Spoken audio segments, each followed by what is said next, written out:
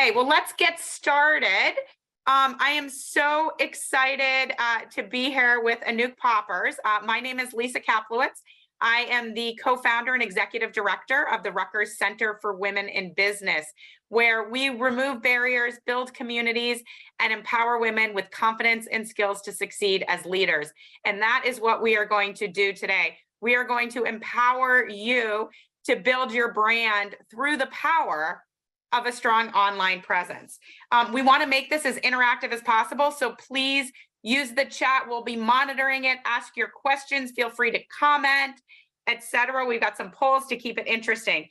I'm joined by Anouk Poppers. She is a brand anthropologist, which I love, and an online presence architect. She is the CEO of Signet, and the founder of Cool Brands People, which is also a super cool name of a company. In 2006, she started a storytelling expedition around the world in 80 brands and really wanted to help brands and companies convey their message through storytelling. She started Cool Brands in 2002 in Amsterdam, went to Dubai, Sao Paulo, New York, and has worked with companies like Pepsi, Apple, Google, Mercedes, Harley Davidson, Unilever, and so much more, all amazing brands that you've heard of. She has interviewed over 900 C-level executives around the globe and written 15 books. She's also seen firsthand the control of a person's online presence and how that is the key to achieving your next business goal. She also noticed that women and leaders from underrepresented groups were not seizing that opportunity. So it has become her personal mission to spend a large part of her time working with women leaders and leaders from underrepresented groups to position themselves online, to use Google as their wing woman. And so without further ado, you all are in for a treat, some learning. I am honored to have Anouk join us and lead us through this session. Anouk? Wow, thank you, Lisa. Thank you for that great introduction. I would be in the audience if it wouldn't be me speaking, but that's great. Well, thank you all for having us. Thank you for joining. We're gonna dive in, and I think the most important thing that this session is really about you, how you can maximize your online presence, what you can do, build your brand, build your online presence. Why? To achieve your next goal. If you have a next professional goal, whether that is finding a new job, getting a promotion, finding investors, finding clients, partners, talking to your shareholders, making sure you are seen as a better leader towards your team. So be that leader, create that following. All those goals, for all those goals, you can really benefit from having a strong online presence. What we do as a company, we support diverse business leaders achieve their next goal by doing three different things. We help you define or redefine your personal brand. It's all about defining who you are and what you stand for. We'll go a bit more in detail about that, of course, in our session. Once you have your brand, you need to articulate your brand into content. Because you can say, like I say, I'm a brand anthropologist, but I need content to prove that. Articles, videos, interviews, we need to have content. And thirdly, we need to make sure that people can find it. So still, I can say I'm a brand anthropologist, I create the content, but I leave the content. If I leave the content in my drawer on my laptop, nobody knows. So you need to get out there. You need to start using your online presence, or that, let's say, use Google as your wingman or your wingwoman, because the first thing that people do is they Google you. And the second thing that people do is they Google you again. Because whether you like it or not, and whether it's accurate or not, you are who Google says you are. This is my favorite one-liner, because it has so much in it. Because we can say, you know, I don't really care, and people know me, etc. Nowadays, and especially since COVID, you are who Google says you are. There's no denying, because let's say you Google me before you decided to join today, and everything that Rutgers was talking about what our session would be about, you Google me and you find nothing that supports that, you know, maybe I'm not going to attend that session. So it's really about making sure that who you are, what you want to achieve, is being reflected on Google online.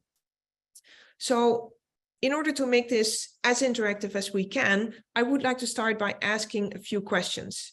And Viviana is going to help me because she created a poll.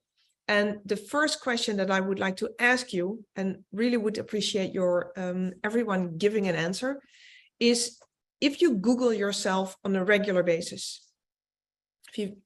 So let's say regular basis is every 3 months. So please answer this question. Do you Google yourself on a regular basis? So the answer is, well, often, sometimes, or never. Usually it's yes or no, but Viviana had some created a little bit different. But do you Google yourself on a regular basis? Let's say that often is every 3 months, which would be normally, let's say, the yes. Sometimes, maybe once every 6 months or less, or never. So please answer this question as good as you can. And then we will ask Viviana to share the results with us.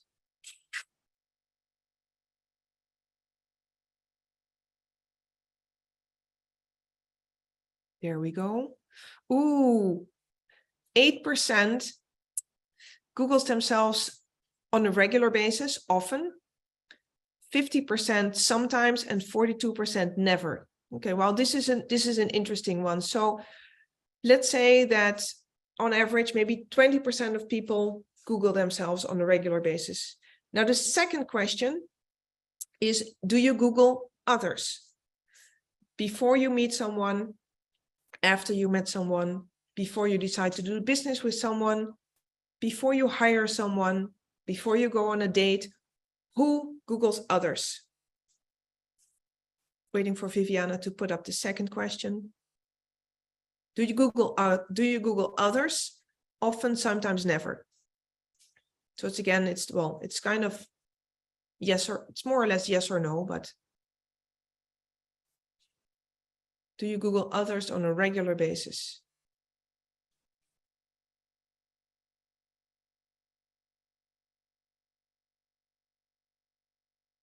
Waiting for the answer. There we go.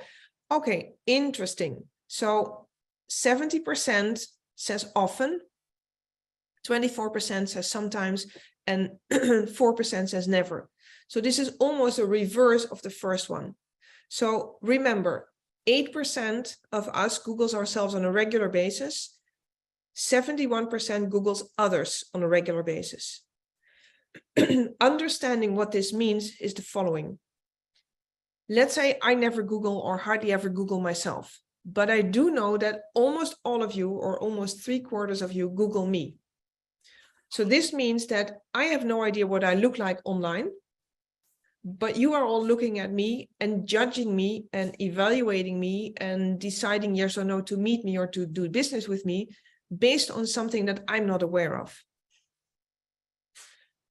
I think we have to change that. So my first assignment for all of you after today is every 3 months, go online, type in your name and see what shows up. That's step 1. And even if you decide to do nothing with it, at least you know if someone refers to, hey, I saw this or I saw that, at least you know what they're talking about and you can have an answer.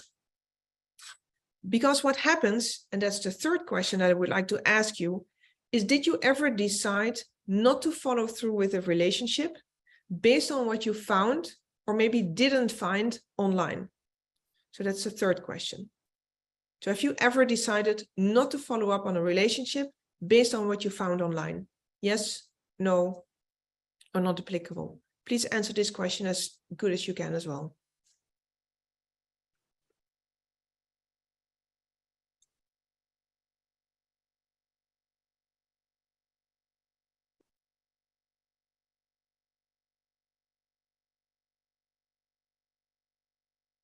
Very curious to see what will be the result here.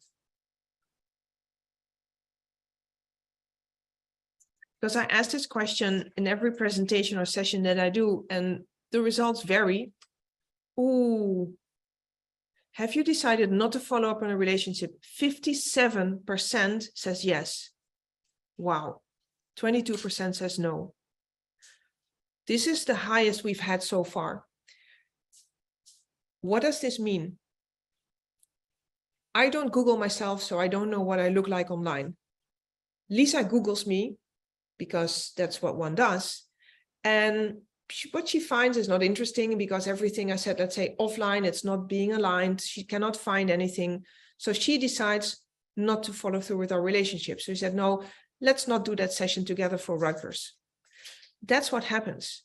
So we're missing out on opportunities, whether it's that new job, that promotion, that speaking engagement, that client, whatever it is, we're missing out on opportunities if we don't take care of our online presence. I think this is a really interesting one, and I hope I cannot see your reactions, but to me, this is kind of like, whoa, this is really serious, because almost 60% of people decide at some point in time, based on what they found or didn't find online, not to follow through with a relationship.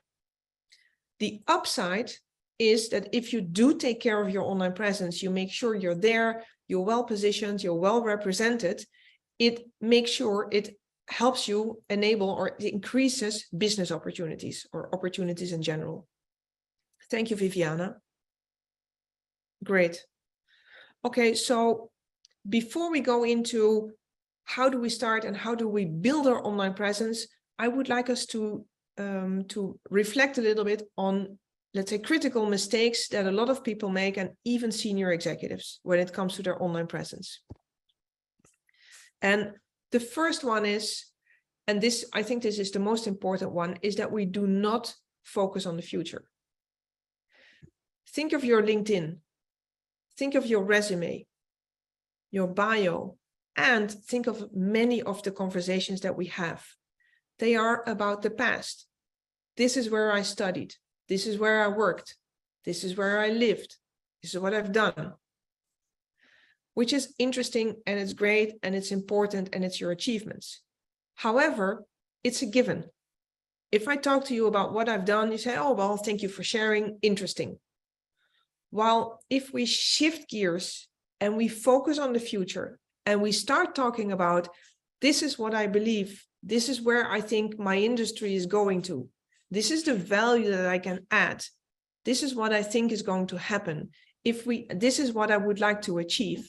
So if we start focusing on the future and start creating and are having conversations about that, we're going to have dialogues. Well, if we think about everything or talk about everything we have done, it's a monologue. There's no conversation. Nobody can say, hey, wait a minute, that's an interesting thought. I should connect you to so-and-so. So start focusing on the future. In every communication that you have, it's about defining your past, but also talking about your your future. Because talking about your future will help other people understand how they can help you get there. First mistake, very important one. The second mistake has everything to do with how you present yourself. Let's say we would have had the time to do a short introduction, and everybody would say, hi, I'm so-and-so, I'm Anouk, I'm a CEO. Lisa says, hi, I'm Lisa, I'm the executive director. Everybody usually starts presenting themselves using their job title, but we are not our job title. What we focus on is helping you understand who you are as a person and what you stand for.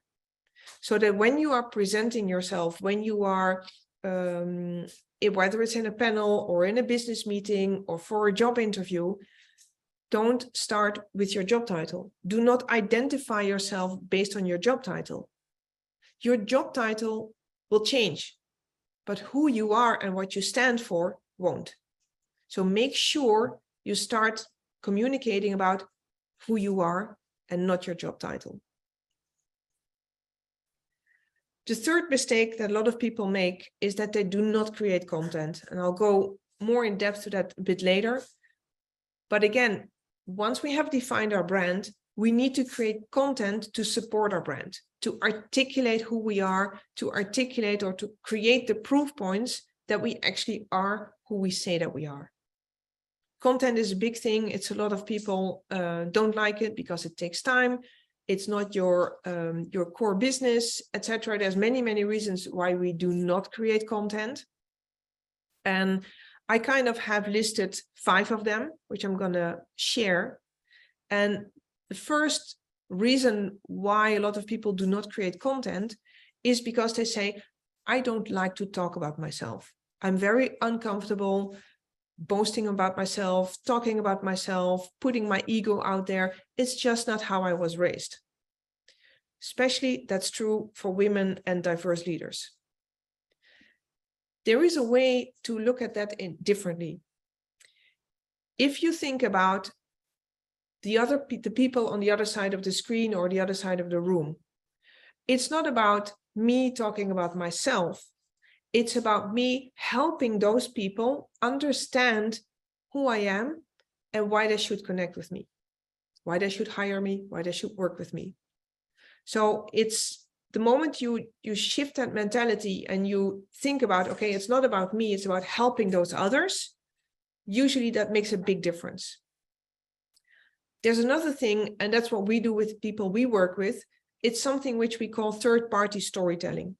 So instead of you having to talk about yourself, we can talk about you. We can position you. We can say how great you are, so you don't have to do it yourself. So that's the first obstacle and ways, let's say, of tackling it or solving the obstacle. Another reason why we don't create content is because we don't know what to create content about. What is my topic? What should I be writing? What should I be creating? There are several ways in which you can find out what your communication topics are. And one that really works well is think about the overlap between 3 different items. What am I really good at? What am I passionate about? And what is my audience interested in? And to give you an example, a woman we work with, she's a wealth management investment banker. So that's what she's really good at. That's the one thing. She's passionate about the environment. And her audience is interested in making more money, making more money. So finding those 3 or the overlap between those 3 circles or these 3 items led us to position her as an ESG investment banker. She's passionate about the environment, which is the E in ESG. She's very good at wealth management. So that's her job, her profession. And her audience is interested in making more money. But there is a part of her audience that is interested in making more money in a sustainable way. So hence, she decided to become much more outspoken as an ESG investment specialist. She read more about it. She started interviewing people, writing about it. We created video content. So all that to make her the expert or the thought leader for about ESG investing. Anouk, we just had a couple questions. One, are you, and feel free to say no, are you sharing the slides? I know this is getting recorded, but there were a couple questions of if you were going to be able to share the slides with the participants who attended. Yes, we can do that. So you don't need to take pictures or screenshots. Yes, we'll share the slides. Awesome. Okay. And so we're on the critical mistake not to create content slide. Yes. Okay. Fabulous. Okay. So that was the second one. So I don't know my communication topics. The third reason why we do not create content is because we're uncomfortable in front of a camera.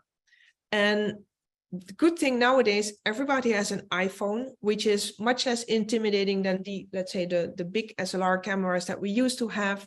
You can easily try yourself. You can start practicing, create a short 30 to 45 second script where you share your vision, where you share your ideas. You can think about interviewing someone else, so it's much less of a talking head, but it's in between conversation. So it's really thinking about how can I solve these things? Because saying saying and sticking to the fact, I don't like to be in front of a camera, it's only going to last so long. Because let's say you're looking for a board seat. A board wants to know how you speak, how you come across. If you think about becoming a thought leader, speaking is a great way of reflecting that. So speaking means you need to record yourself because, and that's the fourth mistake that I want to share, if you don't publish, it didn't happen. This means, let's say today we're recording this session. What I should do and what I will do, I will ask Viviana to send me the recording, and I will make a snippet or two, where I think I'm making the best, the most intelligent remarks. I'll take a short snippet of that video and I'll republish it and say, hey, I was speaking at Rutgers.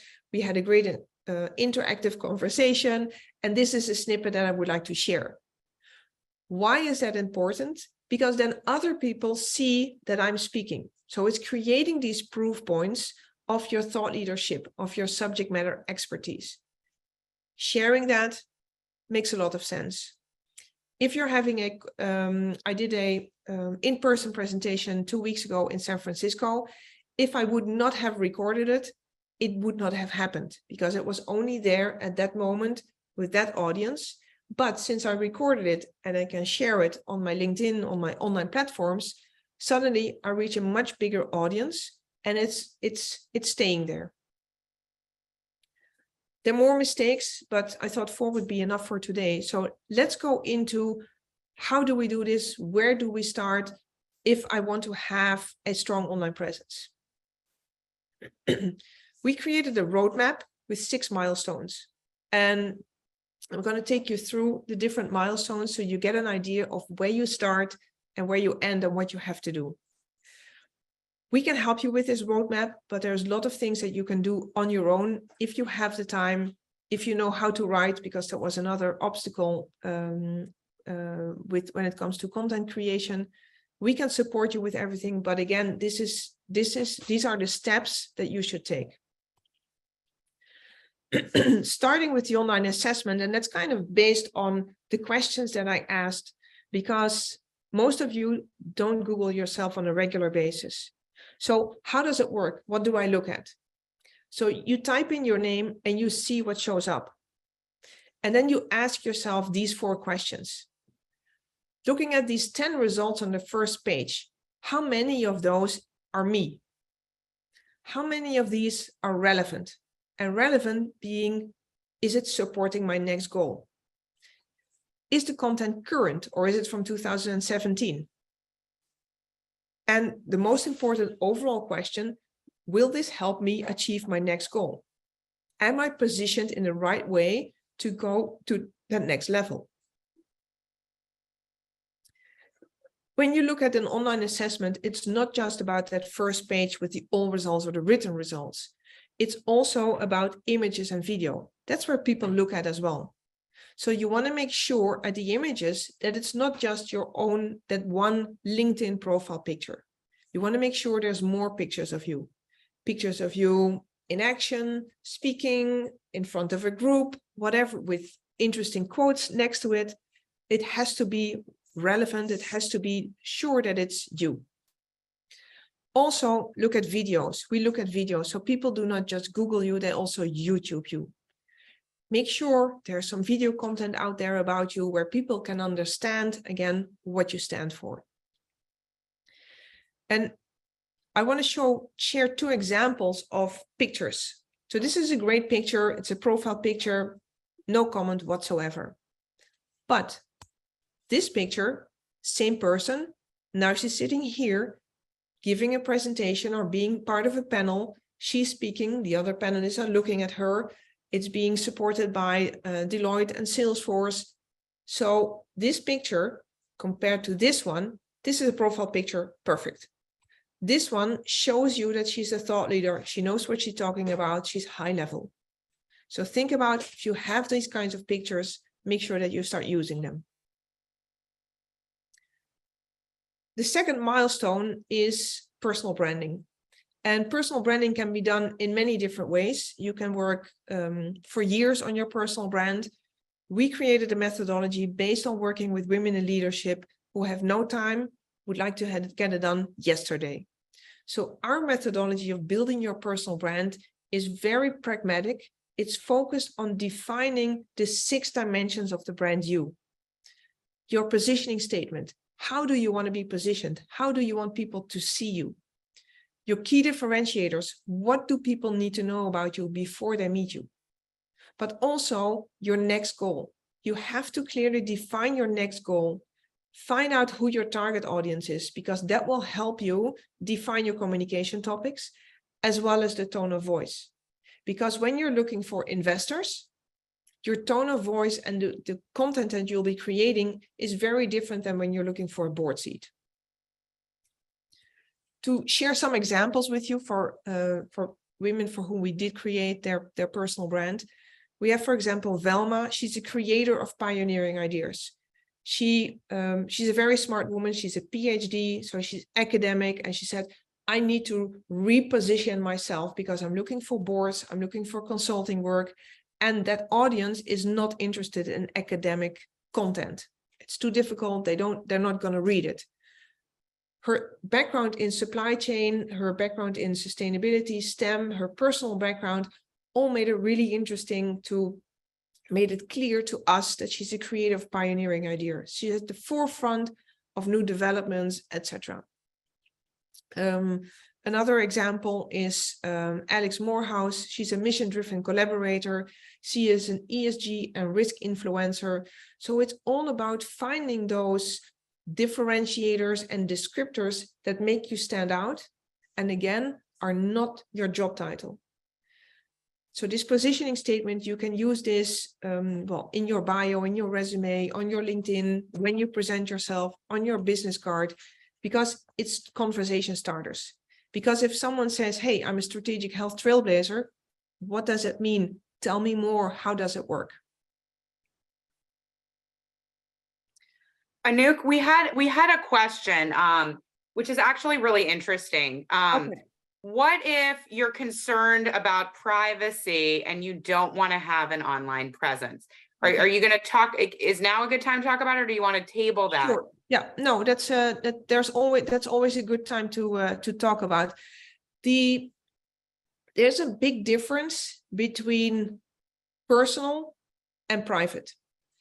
If you say, okay, for several reasons, I don't want to have an online presence, it's my privacy, etc., that's your decision. I'm not trying to convince anyone. However, there is something that to realize, which is when you decide to create or to work on your online presence, you are the one who decides what gets out there. I'm very personal on my LinkedIn with my online presence, but I'm never private. You don't see me, let's say, off work. You don't see me in my private environment. You don't see me with family. I keep that private. So I decide what gets out there. Sometimes people say, yeah, I have my Facebook or my Instagram, it's private.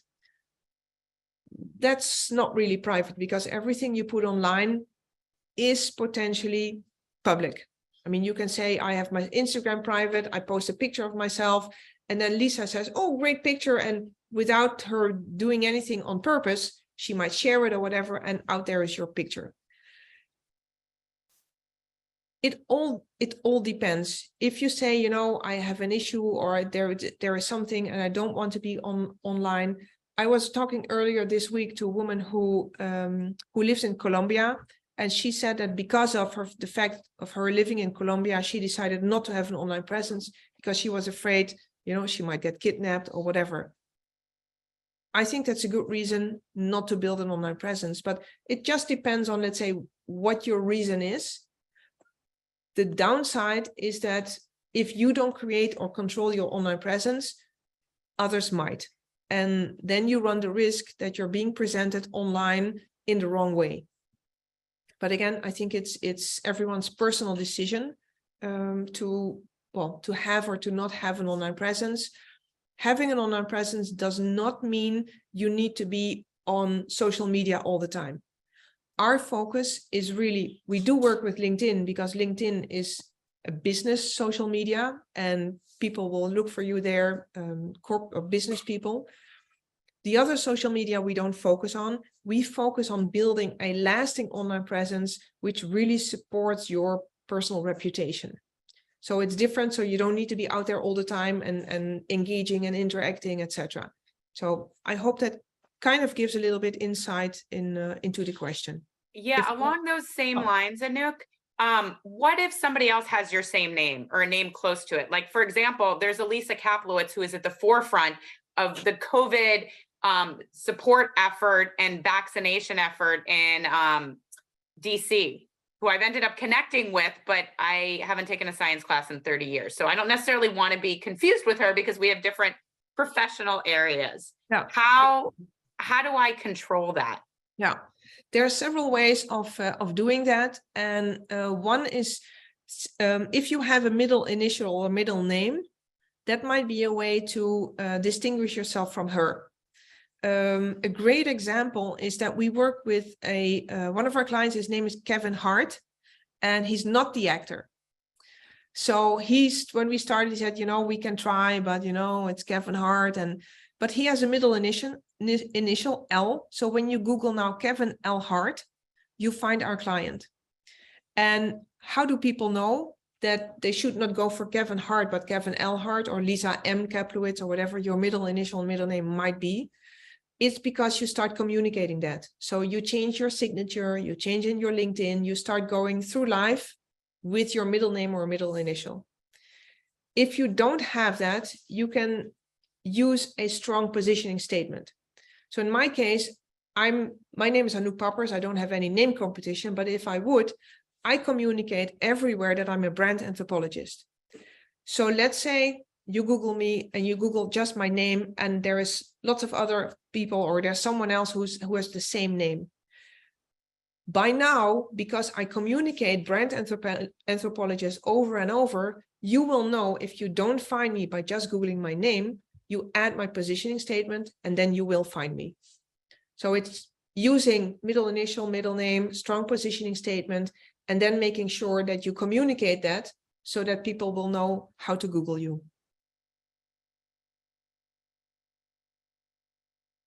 Hope that helps. Okay, I'll continue, but feel free to interrupt. Okay, so the third step, the third milestone on the roadmap is LinkedIn improvement. And as we say, LinkedIn is one of the 10 results when we Google you. It's only one of the 10, but it's an important one. So that's why we address a little bit more attention to LinkedIn as a platform. Very important that you have to make sure that you choose the right profile picture. And Viviana was talking to me that there will be an in-person event November 10, where everybody can get their headshot done. So I would urge you, take advantage of that, go there and make sure that your profile picture is updated, it's current, and well, of course, if there's a professional photographer there, it will be a good picture. So make sure that it's not too old, or it's not your kids or your dog or anything like that. The background image on LinkedIn is a great way of positioning yourself. So make sure that you use that, and it's no longer that gray area that doesn't say anything. Use it to position yourself.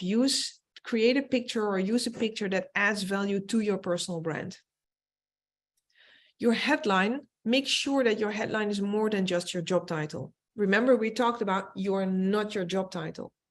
Your LinkedIn is not to promote the company you work for. Your LinkedIn is to promote you. So you don't need to say your job title at your company, because your company will show up on the right side of your LinkedIn anyway. So make sure that you use your headline to position yourself. Add your positioning statement, add something interesting about you that that will make people want to connect with you. Your about on your LinkedIn is a perfect place to share your narrative, to share your story. Who are you? What are you all about? What are you trying to achieve? What are your beliefs? What are you good at? Don't use this to create a summary of your resume, because the rest of your LinkedIn is a resume. It's all about the past. The about is more or less the only place on LinkedIn that you can use to talk about the future. And then lastly, for now, the featured section on LinkedIn is a great place to showcase the most interesting pieces of content that you have. Interviews, articles, videos. Make sure again that they're about you. Do not promote your company. Unless, for example, it's a campaign that you created for your company or your company highlighted you or something like that. But this has to be you or about you. The fourth milestone is content creation. And we already talked a little bit about content creation and mostly the obstacles why we don't create content. So how do I create content? Well, it's important that you position yourself as an expert because you want to be known for something. You want to be a subject matter expert. You want to be a thought leader. You need to start thinking about what your communication topics are and create content around it. So here's an example. Meet Karen Walker-Johnson. She's one of our clients. She had a career in healthcare. She was at the verge of transitioning from her career into boards. She's currently she's serving on 2 boards already. And she decided that it was really important for her to start talking about mental health for employees as a topic for boards. Because, of course, as we all know, especially since COVID started, mental health for employees is a huge topic. It's also kind of in a taboo. So she decided to start talking about it, get it out of the taboo, and make boards understand that they need people with that expertise and insights on their boards. And not just boards in healthcare, it could be any big company with, of course, with lots of employees who are suffering from these mental health issues. So by interviewing her, creating short stories, creating short interviews, we positioned her more and more toward that specific issue. So position yourself. And when you create content, you need to create or make interesting titles. So an interesting title for an article is, for example, well, as you see here, if you, depending on how you Google, but if you Google me, let's say, and see on the left side, only thing show up is my name, that's boring. On the right side, you see your reputation is your most valuable asset, 5 tips for improving your online brand, the brand called you. So these are much more interesting titles that without even clicking on it, you know why to connect with me, because I'm all about your reputation, your personal brand, your online presence, which is exactly how I want to be positioned. If we use interesting titles, we have much more engagement. And the one funny thing is that we as people, we love lists. So 5 tips for improving your personal brand, the 3 main key takeaways. We do like odd numbers, so 3 tips, 5 tips or takeaways are great. We don't like 4. I don't know why that is, but it's just what it is. Lots of research has been done. So if you do this, 3 tips, 5 tips or takeaways works really, really well. Also, when we talk about content creation, we talked about video. And if you are ready to start creating some video content, there are several things you have to think about. And one of the most important things is how you're being positioned on screen. If we only see your face, it's one thing. If we see you belly button up, we generate 60% more trust. People want to see how you move, want to see how you speak. They don't just want to see your head like this because that's no good. So make sure when you create video content, you're there, you use your body language, because that's, let's say, the closest as we can get to an in-person meeting. Other ways of, before I go there, other ways of creating content is you can write stories about your topics. You can use existing content. So let's say your topic is sustainability. You can go and find interesting articles on Forbes, Fortune, Harvard Business Review. Use those articles as a starting point and write a lead-in or an introduction that really reflects your vision on the topic. So you don't always need to start from scratch. You can use existing content and work from there. What we do with our clients is we interview them and we help them write their stories. So it's that third-party storytelling, where it's not your story, it's our story about you, which sometimes makes it easier as well. So use existing content, create new content, all these different ways. And then when we have the content, we need to start publishing it. And how does that work? Most important is that your content, your articles, your interviews, you need to publish it online. LinkedIn is one of the platforms where you can publish, but LinkedIn stays within LinkedIn. So when I Google you, even if you published 100 articles on your LinkedIn, I Google you and nothing shows up. That's why we created a system which is called Signet, where we help you publish your different content onto different platforms. We use Medium, we use Sway, we use Script, we use Issue, WordPress, YouTube when it's video. So we make sure that your content is being published on those different platforms. Why? Because we would like to control more of the online narrative that's out there about you. The system or the tool that we developed is called Signet, and it helps you. It's a dashboard that gives you the opportunity to see everything that we published for you on the internet, on all these platforms. It's aggregated onto your Signet, but also Signet shows up when we Google you. So it generates an additional hit on your search. People use this to say, send me something about you. Well, here, take a look at my Signet, and here's everything you need to know about me. This is your brand. So here we have again Karen. She's a change catalyst. She's an expert in tackling healthcare disparities, and she's an innovative problem solver. So these are all the things that we built or developed when we created her personal brand, and they all come alive, let's say, onto her Signet. And what happens over time is, because we are publishing on all these different platforms, they all start showing up when we Google her. So over time, we control more of her online presence. That also means if she said, I don't like that video anymore, we can take it down. Or if we want to change an article, we can make changes. So it's all about being in control of the story that's out there about you. So Anouk, we had a question. We have a couple questions, but one is about TikTok. And what are your thoughts on TikTok as a viable platform to start disseminating your brand? It all depends on your target audience. And if your target audience is on TikTok, then TikTok is a viable medium or channel to use.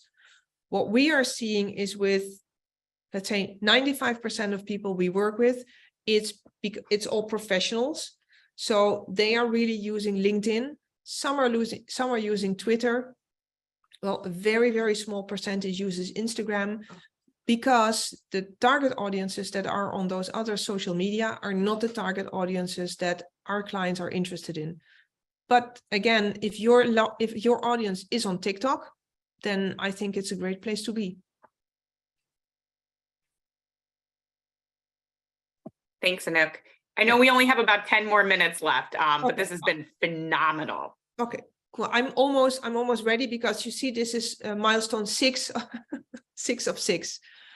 So the last question, or the last part, is like, okay, so we created content, we published the content, and then you have to stay relevant and current. That means that on a regular basis, you need to create and publish new content.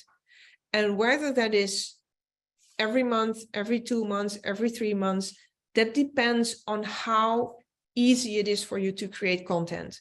But create a plan, and at least 4 times a year, create something new, publish something new, so that people know what you're up to. People know that you're still there, that you didn't retire or didn't fall off the grid. So make sure that you stay current and relevant. And what you need to do, and this is mostly focused on LinkedIn, you need to interact and engage, because you can publish content, but it's nice when you publish the same content on your LinkedIn that you engage with people. So for example, if you post something on LinkedIn, and this is an example, name tag people and ask them a question. So for example, I asked here a few people, does your online presence represent you in the best way possible? It's just a question that I asked, and I tag or name tag some people whom I would like to get in touch with or start a conversation with. Then at the same time, when someone responds or when someone comments on the post that you did, do the same. React, say thank you, add Lisa for your comment, etc. So this is just a very small tactic that you can use on LinkedIn. You post something, you ask people a question. The moment they respond, you respond back to them with name tagging them, so you can start those conversations.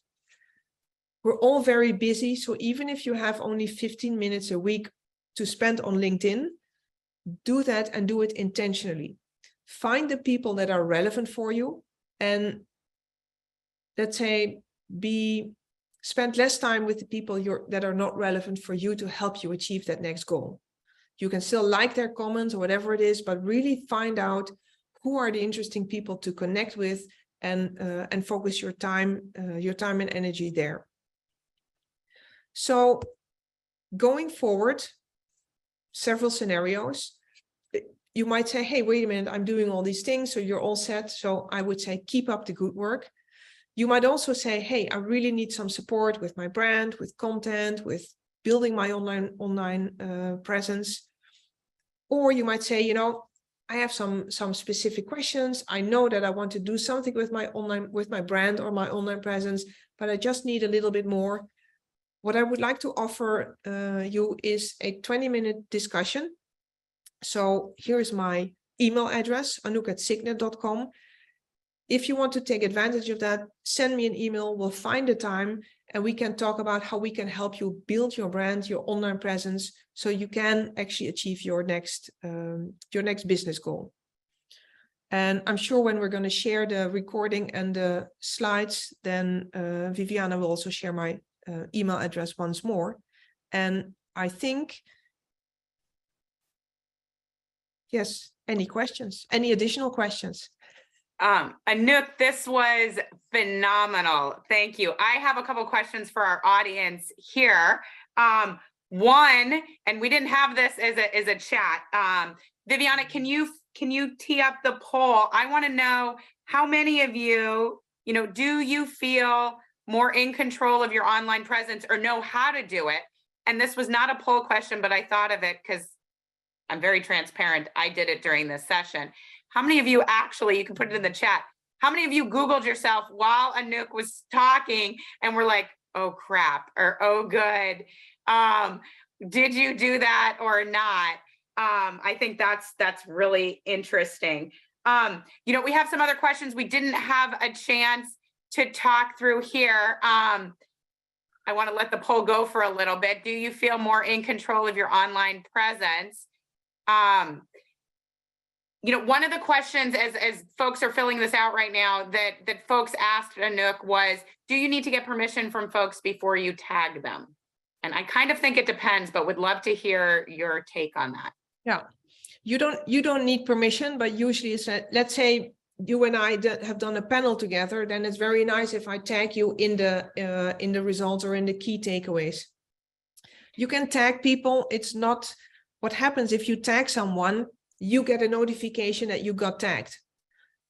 So that's all that happens. So I don't think you need I mean, of course, you cannot, I mean, you can tag, let's say, Barack Obama if you would like, but why would you do that? So I don't think you need permission, but it's just like tag people that are for whom it's relevant or you think it's relevant for. Don't start spamming, but think about it intentionally.